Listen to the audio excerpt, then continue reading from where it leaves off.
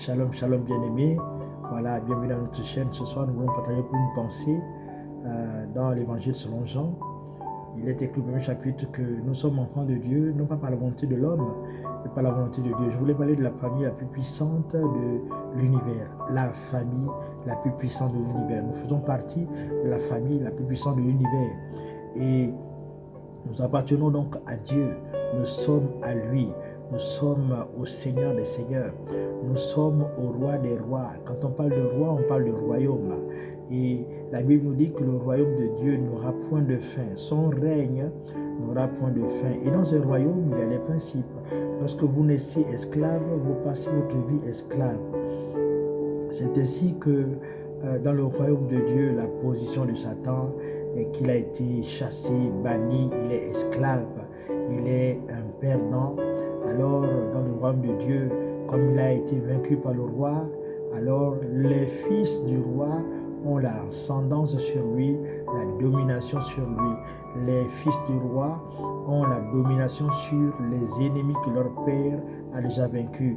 Et j'ai une bonne nouvelle pour toi, c'est que Dieu a vaincu Satan dans le ciel, Jésus l'a vaincu sur la terre, l'Esprit de Dieu le met en fuite. Alors toi, tu ne peux que réussir. Nous appartenons à la famille la plus puissante de l'univers.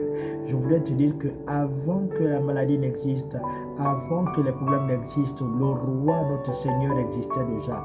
Avant que les épreuves dans lesquelles tu es existent, Dieu existait déjà. Voilà pourquoi nous devons être sous son autorité, parce que lorsqu'on est dans un royaume, on est protégé par le roi. On est protégé par le roi. On est protégé par l'armée du roi. Le roi assure la sécurité de sa population. Le roi assure le bien-être de sa population. Et Jésus est venu pour que nous ayons une vie abondante. Je voudrais t'encourager à croire que la version de vie que tu as aujourd'hui n'est pas la version finale. Même si aujourd'hui tu pleures encore, même si aujourd'hui tu es abattu, même si aujourd'hui tu es tremblant, même si aujourd'hui tu es faible, même si aujourd'hui tu n'as pas de richesse, sache que ce n'est pas la dernière version de ta vie. Ta vie va s'améliorer parce que tu appartiens à la famille la plus puissante de l'univers. La famille la plus puissante, celle qui domine, celle qui commande. Et Dieu te donnera aussi la victoire dans tous les combats. Oui, Dieu te donnera la victoire afin que tu domines sur les ennemis qu'il a vaincus.